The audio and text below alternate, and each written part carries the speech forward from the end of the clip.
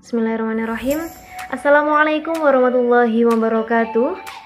Saya Eti Mahfadutul Ilmiah. Di sini saya akan mempresentasikan hasil dari makalah saya.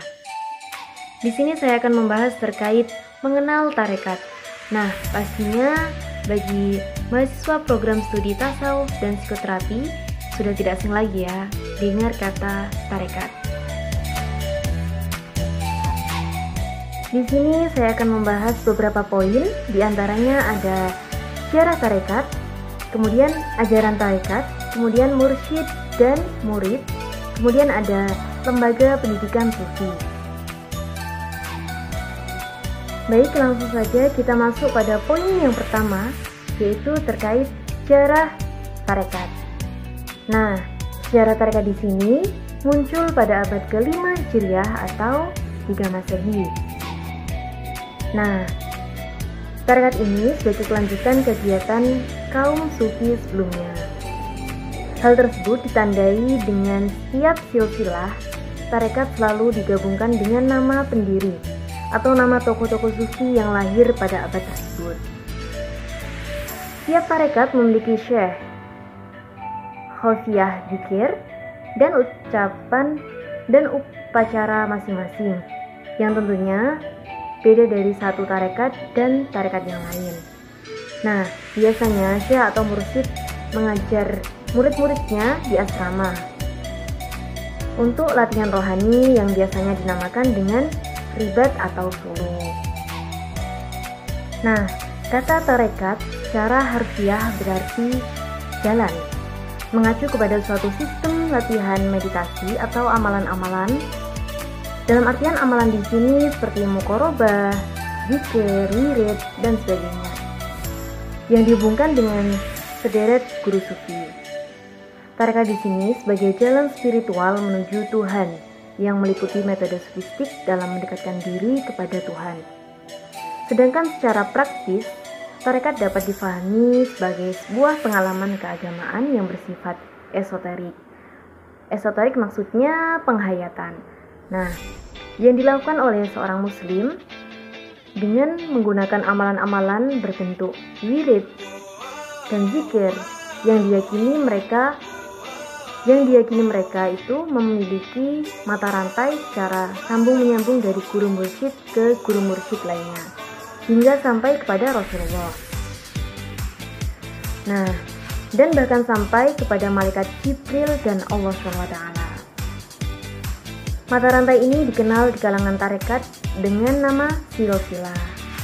Nah, dalam konteks ini tarekat menjadi sebuah ordo spiritual atau organisasi sufistik seperti itu. Nah, lanjut pada poin yang kedua, yaitu terkait ajaran tarekat. Nah, sebuah tarekat biasanya terdiri dari pensucian batin, kekeluargaan tarekat, upacara keagamaan, dan kesadaran sosial.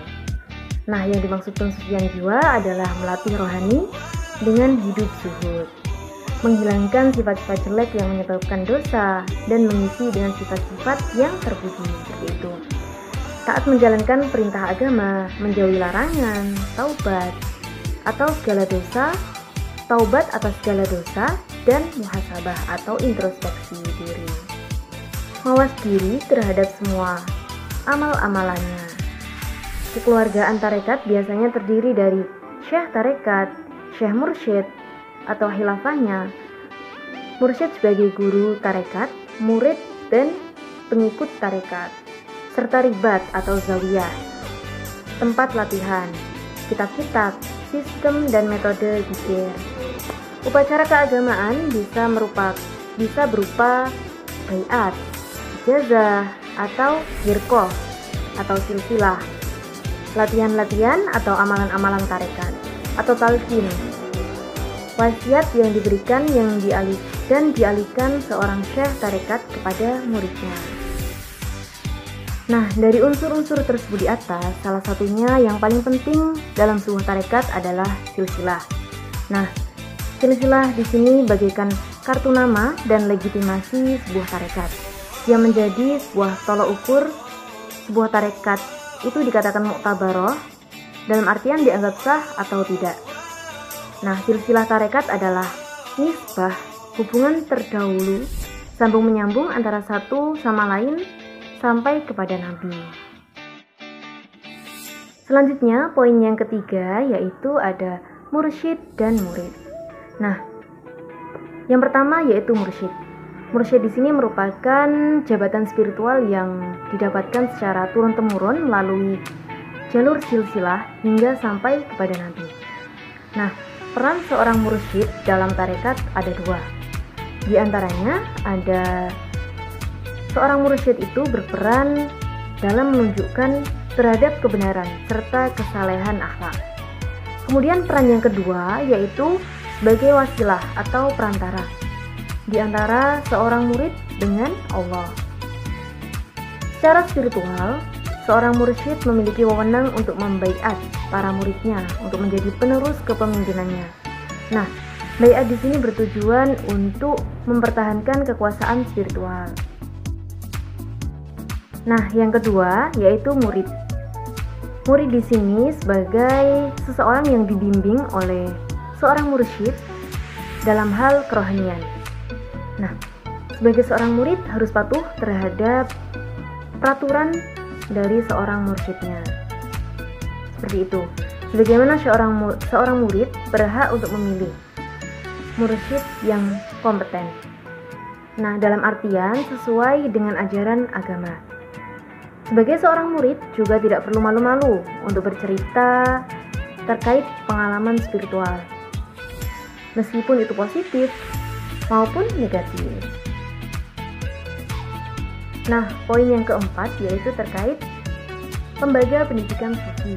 Nah, menurut sejarah, awal dari terbentuknya lembaga pendidikan tarekat ini ditandai dengan adanya perkumpulan santai atau biasa disebut halaqah.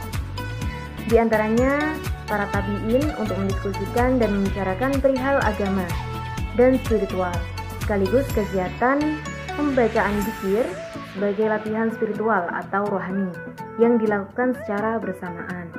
Nah, oleh sebab itu, dibangun pula bangunan atau ruangan khusus sebagai tempat tinggal, sekaligus tempat kegiatan belajar mengajar untuk para mursyid dan murid, yang disebut dengan zawiyah atau sudut ruang. Kemudian ada ribat, serambi, dan ada hanakoh atau pondokan. Nah, yang pertama yaitu zawiyah. Nah, secara kebahasaan kalimat ini berarti sayap atau samping. Nah, memaknai tempat tersebut dari sudut atau pojok masjid sebagai tempat iktikaf sekaligus menyiarkan agama. Dengan demikian, zawiyah merupakan tempat yang berada di pojok masjid untuk melakukan kegiatan keagamaan seperti zikir, kemudian wirid, kemudian pengajian, dan latihan spiritual dengan bimbingan seorang syekh. Nah, lanjut yang kedua yaitu ribat. Berasal dari bahasa Arab yang secara etimologi berarti ikatan, mengikat, atau markas tentara. Kemudian secara terminologi, ribat merupakan tempat untuk melakukan kegiatan peribadatan, latihan ibadah bagi calon sufi. Nah, dari sini bisa disimpulkan bahwa ribat itu merupakan tempat atau ruang atau bangunan di mana para calon sufi melatih diri untuk berkonsentrasi kepada kehidupan ukhrawi, peribadatan, dan menjauhkan diri dari kehidupan duniawi. Nah, selain itu, ribat merupakan tempat belajar di mana syekh memberikan keilmuannya kepada seorang murid. Nah, yang terakhir yaitu hanakoh. Nah, hanakoh dalam dunia ketasawufan diartikan sebagai tempat tinggal atau asrama atau pondok khusus yang digunakan untuk mengkaji sekaligus praktek tasawuf.